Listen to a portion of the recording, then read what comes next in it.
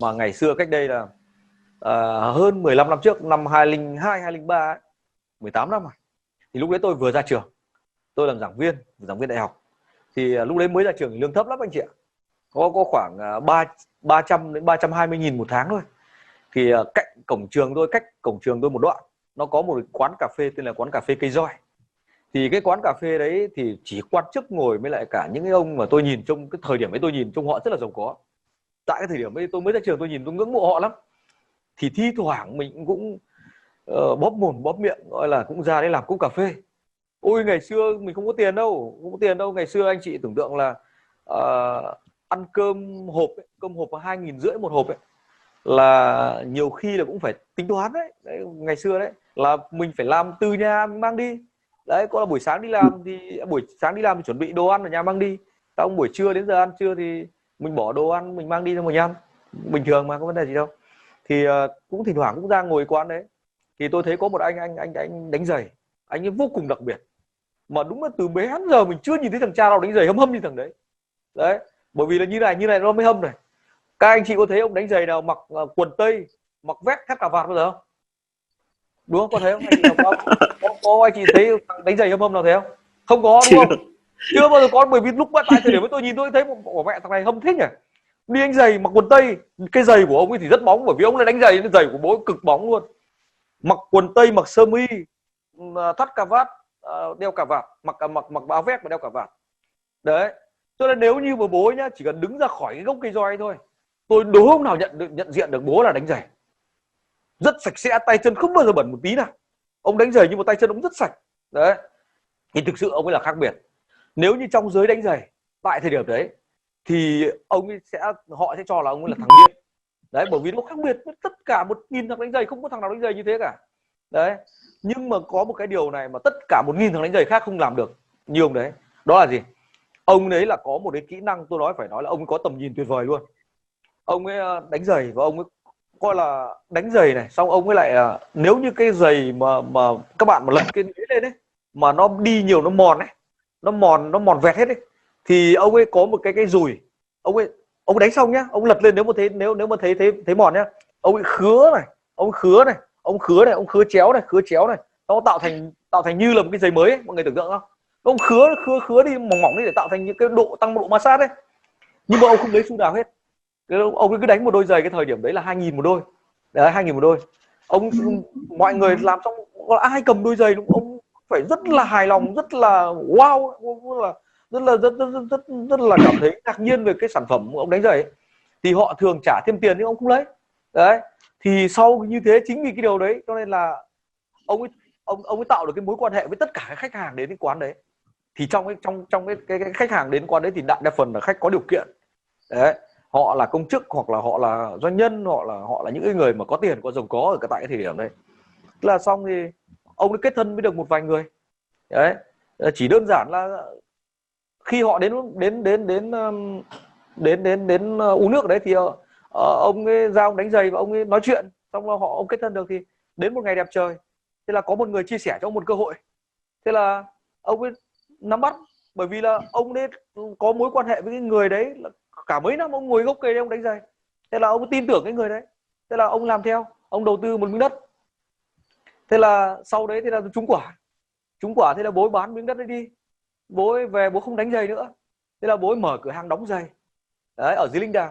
Xong đóng giày xong, thế là lúc đấy tôi không biết về Linh Đàm, tôi không biết. Sau khi tôi chuyển nhà từ tập thể đại học xây dựng ở trên đường Giải Phóng Hà Nội về dưới Linh Đàm, thì tôi đưa con tôi đi học mầm non, thì là vô tình tôi đi chợ qua thì tôi lại nhìn thấy đúng cái ông đấy năm xưa. Năm tôi về Linh Đàm năm đấy là cuối năm 2006, đó là cái lúc mà tôi gặp ông đấy là năm 2002. Thế có cái là 4 năm sau thì tôi mới ngỡ ngàng, ngạc nhiên tròn mắt lên, là thấy ông ấy là chủ của một cái cửa hàng đóng giày. Ngỡ ngàng không dừng lại đấy, hơn một năm sau ông ấy thuê luôn nốt cái cửa hàng bên cạnh là cửa hàng quần áo. Bố thuê luôn nốt cái cửa hàng đấy, xong là bố nhập rất nhiều giày dép đẹp long lanh, là giày nam giày nữ túi xách các thể loại, ông ấy bán. Và lúc đấy ông thuê 2 nhân viên về bán hàng đấy. Và tiếp theo đấy không dừng lại sự ngỡ ngàng của tôi, đến năm 2010 bố thôn tính nốt luôn cái cửa hàng bên cạnh. Thế là cả ba cái cửa hàng liền kề nhau nhá. Và lúc đấy ông quản lý khoảng hơn chục nhân viên đấy, cả ba cửa hàng này luôn. Và ngỡ ngàng luôn, các bạn thấy kinh không? Đấy, điên trong số tất cả những thằng bình thường, nhưng mà điên nó ra tiền, đúng không nhỉ? Đấy, bởi vì gì? Tại cái thời điểm đấy, lúc đấy tôi cũng chưa nhiều hiểu biết như bây giờ, nhưng mà sau khi tôi nhìn lại tôi mới ngẫm lại bảo là đúng, thực sự ông này ông khác biệt hoàn toàn bên trong hàng nghìn thằng đánh giày. Là ông định vị ngay trong tâm thức của ông ấy này, trong tâm trí của ông ấy này, là ông ấy là phải là người thành công. Đấy, cho nên là cái ăn mặc, cái cách nói, cách giao tiếp của ông ấy tại cái thời điểm mà 2002 tôi biết ông ấy cực kỳ tuyệt vời luôn anh chị ạ. Nếu như bạn mà là khách hàng của ông tại thời điểm đấy nhá, chắc chắn bạn cũng sẽ bị ông ấy thu hút, bị ông hút hồn luôn. Đấy, thế ở đấy nó tạo ra cái điều gì? Cho nên cái đánh giày của ông ấy thì ai chả đánh được, đúng không nhỉ? Nhưng cái điểm khác biệt của ông ấy là ông biết làm cái khác so với cái thằng bình thường. Là đây gì? Là cách, từ cách ăn mặc, từ cách giao tiếp, từ cách nói chuyện, từ cách đóng gói cái sản phẩm của ông ấy. Nếu như người khác đánh giày xong phát ra thu tiền 2.000 xong thì tất cả có chuyện diễn ra hết. Nhưng mà đánh giày xong, bố ấy lật ngược cái giày lên, bố thấy nếu mà ngắm vào nó bóng như này ấy, là bố ấy khứa này, khứa này, khứa này, khứa này, khứa này, khứa này. Thế là thành cái đôi giày rất là hài lòng, mà hầu như ông nào vào đấy đánh giày xong là cũng mê ông ấy luôn. Đấy, thế vậy là xong, dần dần nó thiết lập được mối quan hệ tuyệt vời, đúng không nhỉ? Xong đến một ngày đẹp trời, hội tụ đủ mọi thứ, ông ấy tiết kiệm được tiền thông qua những cái việc ông làm bao nhiêu năm đấy, xong lại hội tụ được các mối quan hệ. Mối quan hệ đấy là những người mà ông ấy tin tưởng vào sau, bởi vì ông ngồi đánh giày đấy thì nếu là tai thính anh chị ạ, thì có thể nghe được tất cả câu chuyện diễn ra trong quán cà phê đấy. Bởi quán cà phê nó nhỏ thôi, nó chỉ xem nào, tôi không nhớ bao nhiêu, nhưng chắc một chiều này khoảng 4 mét mặt đường, một chiều này 4 mét, mà một sâu này chắc nó chỉ đến chục mét là căng.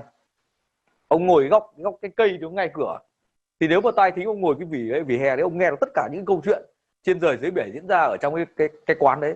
Thì có rất nhiều câu chuyện mà có thể là cái đối tác kia, mà cái anh mà chia sẻ một cái cơ hội đầu tư bất động sản ấy, đấy, thì có thể là thông qua những cái câu chuyện người ta nói chuyện với lại các khách hàng, nói chuyện với lại đối tác của họ, thì ông này ông nghe đi nghe lại, nghe đến cả nhiều năm tháng ở đấy, thì ông ấy có niềm tin với cái con người đấy. Thì khi có niềm tin con người đấy chia sẻ cơ hội, thì ông biết nắm bắt và họ thành công. Đấy, nếu như tại cái thời điểm đấy cái người kia chia sẻ cho ông đánh giày cơ hội đầu tư đấy, nhưng mà ông đánh giày ông không có tiền, thì cũng chả có chuyện xảy ra hết, đúng không nhỉ? Cho nên quay trở lại là gì? Cái tâm thức của con người ta nó rất là quan trọng, nó set up ở trong đầu người ta này, là tôi phải thành công.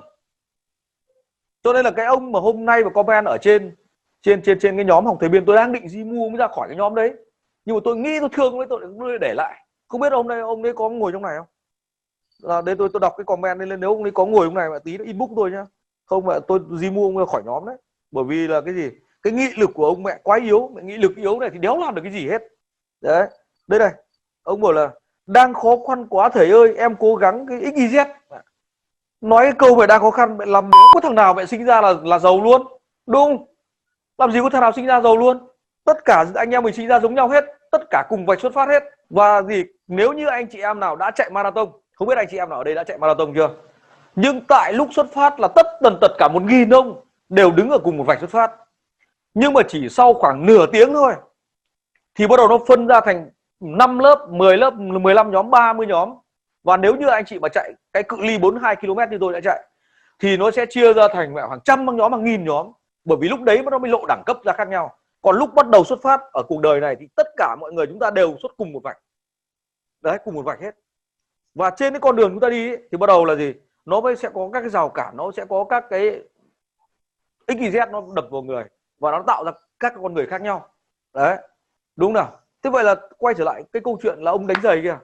Thế nếu như mà ông ấy, cái ông kia ông chia sẻ cơ hội, mà ông không có cái tiền tích lũy, ông không biết quản trị cái tài chính cá nhân, ông ấy có kiếm được bao nhiêu ông tiêu hết bấy nhiêu, đúng không nào? Thì làm gì có điều gì diễn ra sau đấy, chẳng có điều gì diễn ra hết, đúng không nào? Nhưng ông ấy đã định vị ngay bản thân trong đầu ông ấy là ông lúc ông đi làm đánh giày ấy, đó là chỉ là công cụ nhất thời thôi. Và ông hướng từ cái điểm này, ông hướng đến cái tận tít cái đích của ông ở trên kia, và ông sẽ chiến đấu điên cuồng hàng ngày để vì cái đích ở trên kia. Đấy, mọi người có cái đích ở trên kia chưa anh em có cái đích ở trên kia chưa? Anh em có cái đích ở trên kia chưa? Hả? Trả lời câu coi. Có chưa thầy? Có. Chưa? Có.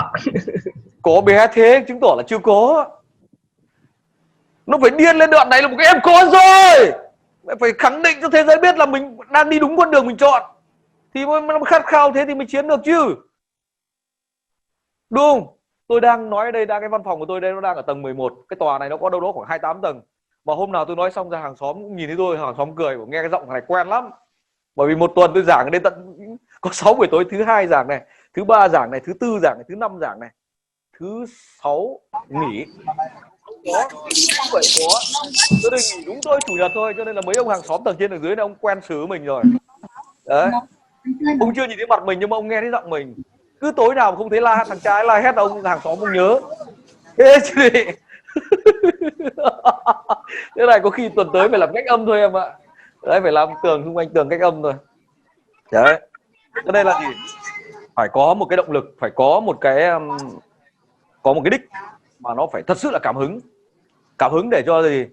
Một lúc nhìn thấy cái đích kia phát là tự nhiên là nó bắt đầu nó sôi sục lên. Đấy, nhịp tim nó sôi sục lên. Mà lúc đấy là gì? Không cần ông nào phải truyền cảm hứng cho mình hết, và tự mình truyền cảm hứng cho chính mình. Đấy anh chị ạ. Đấy, cho nên là cuộc đời chúng ta ai cũng như ai, cũng đều có 20 cơ hội như nhau. Cái vấn đề ấy là cái cách nắm bắt của mỗi ông khác nhau, cho nên kiến tạo ra cuộc đời của mỗi con người chúng ta là khác nhau. Được chưa nào? Đấy, cho nên là để mà nắm bắt được thì tôi cứ cho là 10 cái cơ hội đầu vứt. Để gọi là 10 cơ hội đầu là 10 cơ hội anh em mình cùng học với nhau, cùng nắm bắt với nhau. Được chưa? Đấy, sau đấy là chúng ta biết được công thức để chúng ta nhìn ra được cứ chu kỳ 3 năm nó lại xuất hiện trong cuộc đời mình một lần. Cái công thức này là công thức thống kê của bọn Tây nhá anh chị nhá.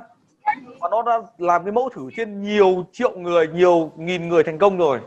Và bây giờ anh em mình cứ tin và ứng dụng nó đi. Tối nay kết thúc cái video này, được chưa?